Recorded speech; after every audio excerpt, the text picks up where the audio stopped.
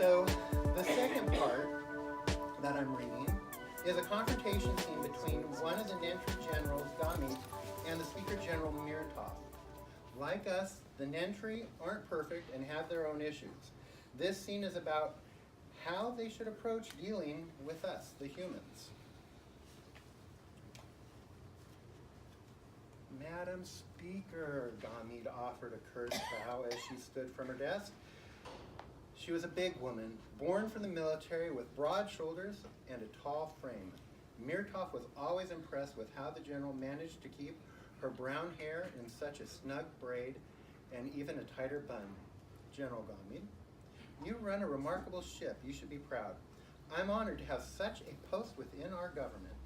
She tapped her workstation. Dela, please bring 2 chilled cups of tuma. She turned to Mirtov. You enjoy tuma, correct? Of course. Gamit pointed to the conference table. Please come, let us sit. Taking a seat at the table, Mirtov waited for Gamit to join her. I assume you're here to talk about my suggested plan for dealing with these humans. Gamit almost hissed out the word humans. I am. Mirtov pulled out her data pad and loaded the information, then swiped it over to the largest of the monitors on the wall. The image started with the Earth rotation. Once it hit the area of the planet she wanted, she zoomed in on the small island continent.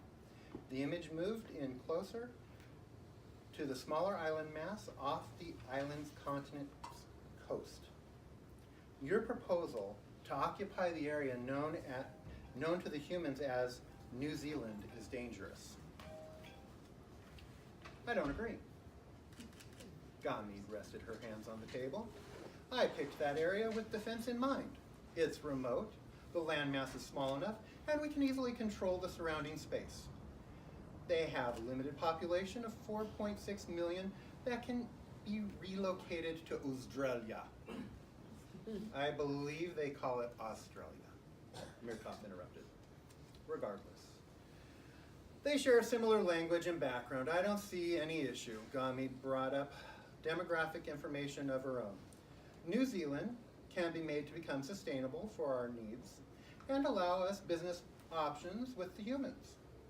A forced relocation won't work. Mirtov's ears started to swell and warm. Relax. Don't let this plan anger you. Mirtov took a breath.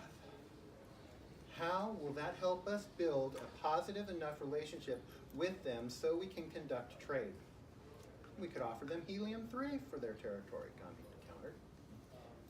And what if the Australians don't want 4.6 million new humans? Why not? Gamit smirked.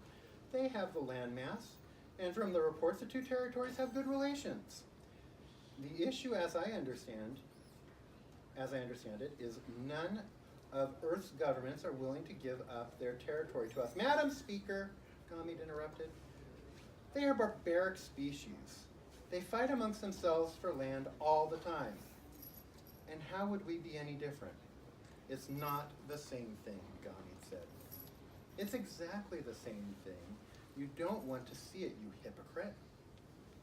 Mirtov thought. We can't trust them. Gamit swiped her hands over her data pad.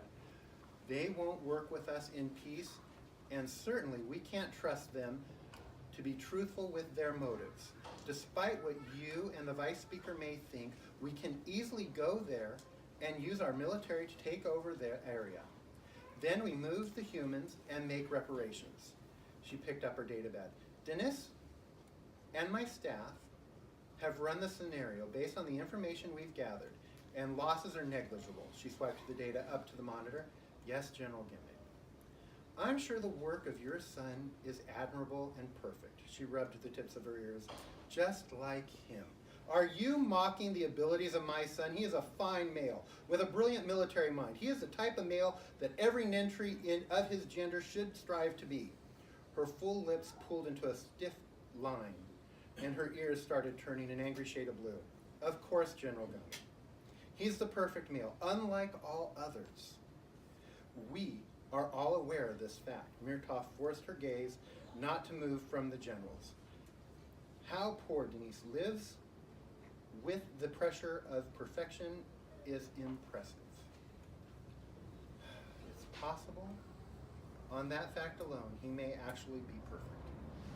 I don't appreciate your tone, and as a full member of the Speaker's House, I would expect better. Gamede didn't bother to hide the tips of her ears.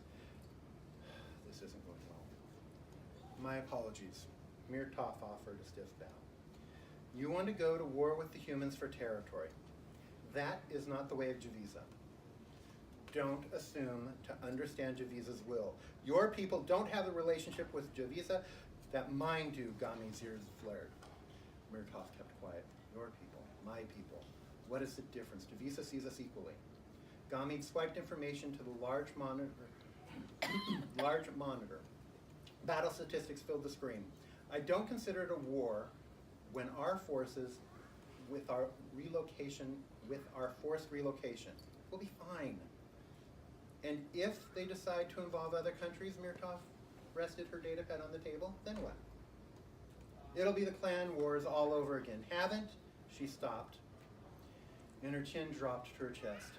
We've been through this once on our world. How can we do this to another? It'll be nothing like the clan wars. Gamede sat taller in her seat. Once these humans see our military might, they won't challenge us.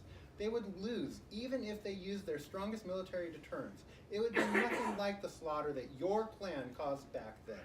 Murtaugh's eyes shot up. The Zenetri, they were fighting back against your clan because they had no choice. Your clan and the Martin and the Uzri clans were slaughtering them. It was only because of their numbers that they were able to endure. How can you say, I speak the truth?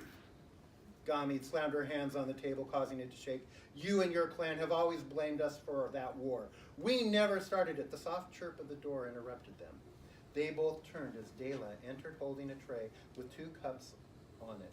She quietly placed the cups in front of each of them and left the room. I'm sorry, General Gamede. Murtaugh stood, the tips of her ears on fire. I appreciate your proposal.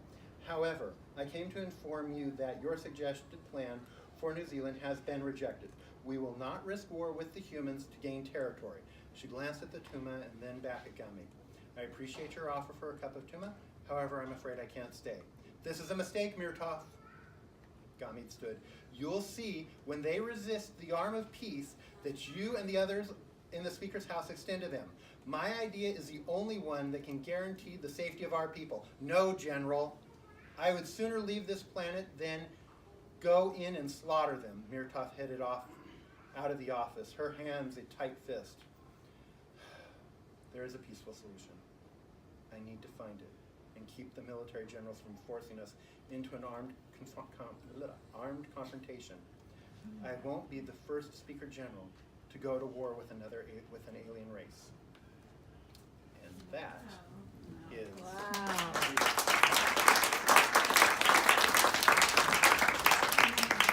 You know, you would have thought that I would have known all those words a lot better since I wrote them. But I'm looking at them going, yeah, wait, what am I saying? Pretty impressive. So that's just a little taste of what to expect from Contact.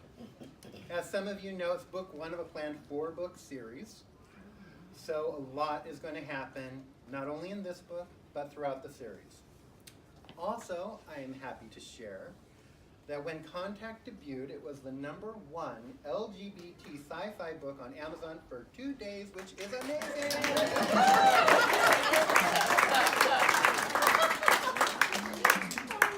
And I milked that for as much as I could for those 2 days, let me tell you. One final thing, people ask, how they can help other than buying the books, which I hope, people will do. So one of the ways that you can help is tell friends and family, about my novels, about my series, about me. Word of mouth is key. Share my information. I'm on Facebook. Find me on Twitter and Instagram. Subscribe to my blog and website. I do a weekly blog. And all of this does make a difference. It sounds silly, but it really, really does. Word of mouth is key, especially for new authors.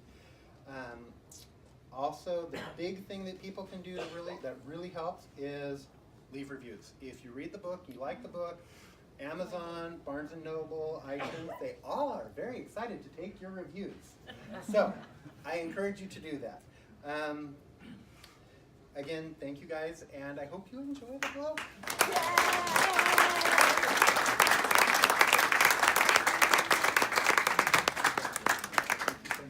Everyone, Marvin is going to be selling and signing his book today. Isn't that fantastic news? Yes, it We're is. very proud of him. And from all of us, we love you so much. We're so proud of you. The #1 LGBT book for 2 days in the best library in the country. Yes, And it goes absolutely. on and on. So we're so proud of you.